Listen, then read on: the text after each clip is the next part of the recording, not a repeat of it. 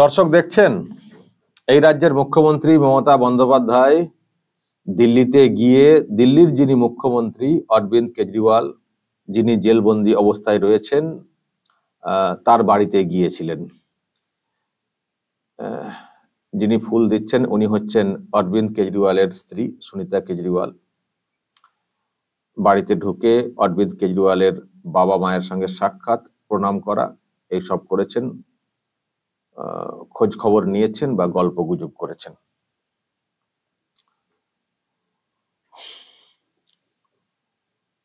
আসলে এটা মনে হচ্ছে সৌজন্য, কারণ এর আগে উনি যখন দিল্লিতে যেতেন তখন দেখতাম উনি পৌঁছানো মাত্রই অরবিন্দ কেজরিওয়াল উনি সাক্ষাৎ করতে আসতেন, আপনাদের হয়তো মনে আছে। তো এবার যেহেতু উনি বাইরে নেই, তিহার জেলে রয়েছেন, তো ওনারও তো একটা দায়িত্ব, ভাই আসতে পারেননি, তো দিদি হিসেবে তো পরিবারে তো একটু যেতে হবে। এমনিতেই গোটা পরিবার কষ্টে রয়েছে, তো এই সময় তো একটু যেতে হবে। ভাই বাইরে থাকলে তো আসতেন, তো ভাই নেই, দিদি হিসেবে একটু যেতে হবে না বাড়িতে। তো সেই জন্যই যেটা বুঝছি আর কি, বাড়িতে গিয়েছিলেন, বাবা মাকে প্রণাম করেছেন।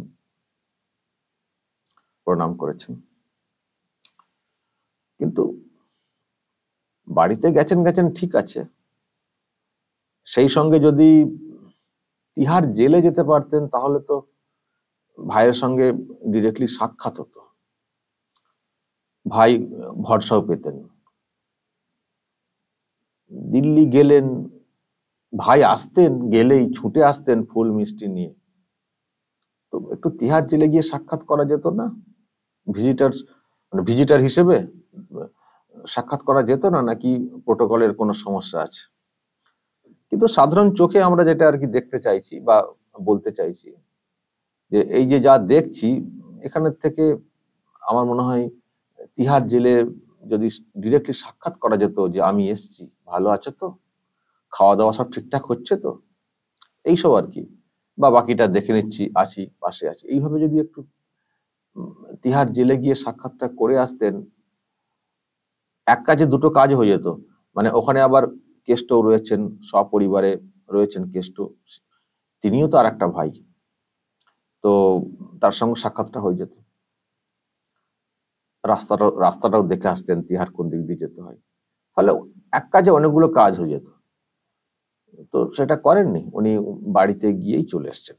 কি কথা হয়েছে, কি গল্প গুজব হয়েছে কে জানে, নিশ্চয়ই পাশে থাকার আশ্বাস দিয়ে এসছেন যে ঠিক হয়ে যাবে, সব ঠিক হয়ে যাবে, এই তো হেমন্ত সোরেন বেরিয়ে গেছেন, ও ঠিক হয়ে যাবে, দেখছেন তো আমাদেরকেও ধর্ম হচ্ছে, আমরাও তো ঠিক কায়দা করে বেঁচে যাচ্ছি, ও সব ঠিক হয়ে যাবে, দেখে নেব। হয়তো আবার এরকমও বলা হয়েছে, মোদী সরকার থাকবে না, উল্টে গেলে আমরা সব পাল্টে দেবো, মানে সাল্টে দেবো, কেসটেস সব সাল্টে দেবো, হয়তো এইসব আশ্বাস দিয়ে হয়তো এসছেন। মোটামুটি যা দেখতে পাচ্ছি, যাদের বিরুদ্ধে অভিযোগ, যারা গ্রেপ্তার হয়েছে দুর্নীতির ক্ষেত্রে, তাদের পাশে উনি দাঁড়িয়ে পড়ছেন, দাঁড়িয়ে পড়ছেন। এই যে এখানে চলে গেছেন, হেমন্ত সোরেনকে নিয়ে কালকে নীতি আয়োগের বৈঠকে যাবেন, এটা কি ব্যাপার, আসল উদ্দেশ্য কি, আমি খানিকটা আন্দাজ করছি, আপনারা হয়তো আন্দাজ করতে পারছেন। দর্শক বলবেন যা বলার, উনি যে এইভাবে সাক্ষাৎ করলেন, যদি কিছু বলার থাকে অবশ্যই বলবেন, কমেন্ট বক্সে নজর রাখবেন। Arambagh TV plus.